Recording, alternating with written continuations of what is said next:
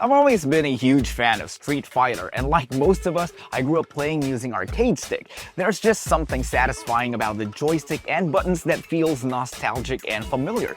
So when leverless controllers started popping up, I honestly ignored them at first. It looked overwhelming, just a grid of buttons, and I feel like it's really not for me. That's complicated. Then I stopped playing Street Fighter for a while, and when I tried going back to it recently, a friend mentioned that they were using a leverless controller, and I figured maybe it's time for me to try it out. So I picked up that M Ultra Gen 1 off Facebook Marketplace just to experiment, and that is where the journey began. Now I'm still in the process of adjusting from stick to leverless, and real talk, there are even moments where muscle memory from years of joystick play kicks in and I have to reset my brain, but honestly, I'm having so much fun with it. The learning curve and challenge is a huge part of the enjoyment. Fortunately, Hot42 and CosmoX sent over two of their latest leverless controllers, the M Ultra Gen 2 and the C16 for us to check out, and I've been continuing this journey using them both. So let's take a look at what makes these two leverless controllers special. What is up, good people? This is Jay. Now let's get started.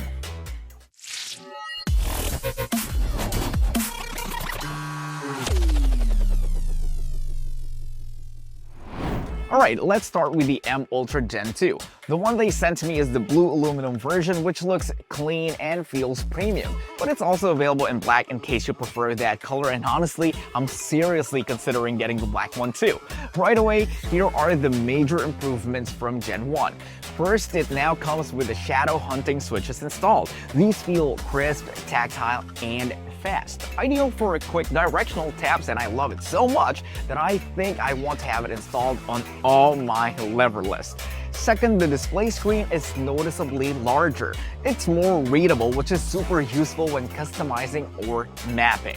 Third is the pinky button layout. Personal preference might come in on this one, but I think it's a different approach that could give you more flexibility in input positioning, especially for multi-button combos.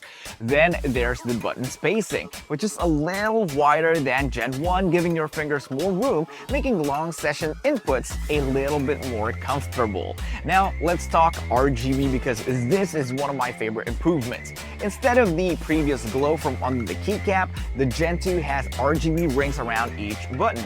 The lighting is sharper and more visible from different angles. On my Gen 1, I even had to make custom translucent keycaps to make it shine more, but on Gen 2, it already looks amazing right out of the box. And yes, it still has the atmospheric chassis lighting that wraps around the body. Build-wise, it's still solid aluminum alloy, but the Gen 2 now has a more durable CNC sprayed metal finish, which is more resistant to stains compared to the anodized Gen 1. The wrist rest curve has also been improved, making it more comfortable and ergonomic. The anti-slip pad underneath is now larger, giving the controller better friction and stability. Even the USB-C port has been upgraded because one of the ports right now has a locking mechanism, so the cable stays secured during intense gaming sessions or tournaments. And instead of having the RGB switch and tournament lock on opposite sides like in Gen 1, both toggles are now right beside the screen for easier and quicker access. Inside the box, you also get a braided USB-C cable, extra shadow hunting switches, the instruction manual, and the keycap and switch removal tool. For ports, on the right you'll find the EXT or pass-through USB-A ports, and on the left there's a secondary USB-C port that works just like the USB-C port on top.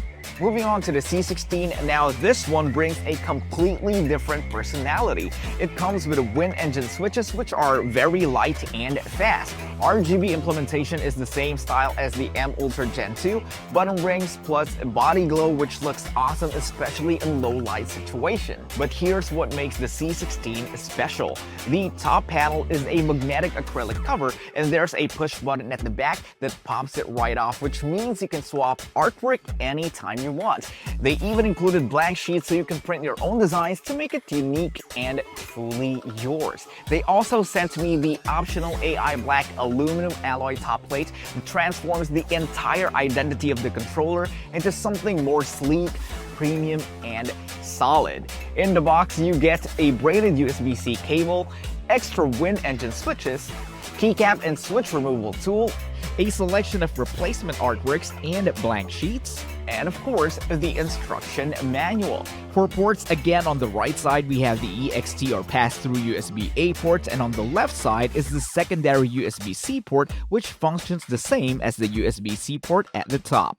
It also has the same large anti-slip pad as the ones found in the M Ultra Gen 2. Layout-wise, the C16 shares the same button positioning as the M Ultra Gen 1, but the spacing and feel are very similar to the M Ultra Gen 2, so switching between these two feels natural.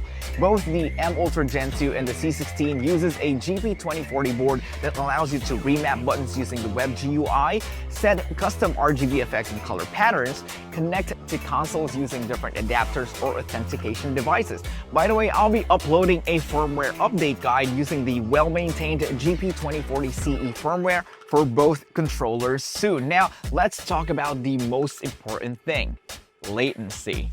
I've compared it to my old Mad Catz TE2 Plus, and input recognition on these leverless boards definitely is faster and more precise, especially during fast taps, dashes, and tight execution strings. The responsiveness feels more direct. Just to be clear, I'm not claiming that I instantly became a better player by switching to leverless. I'm still adjusting, still learning, still retraining muscle memory, but I'm genuinely enjoying the process, and that to me is what makes gaming fun. That being said, if you want a refined, premium, all-metal controller with thoughtful upgrades, the M Ultra Gen 2 feels incredible. On the other hand, if you want personalization and creative identity, the C16 lets you express yourself aesthetically. Well, that is it for us in this video, of course. Huge thanks to Hot42 and CosmoX for sending these units over. I'm seriously having a blast experimenting, learning, and continuing this journey with leverless controllers. Of course, thank you for watching, and I'll see you guys on the next one. Again, my name is Jay, telling you to keep that smile, stay positive, rock on, and rock hard.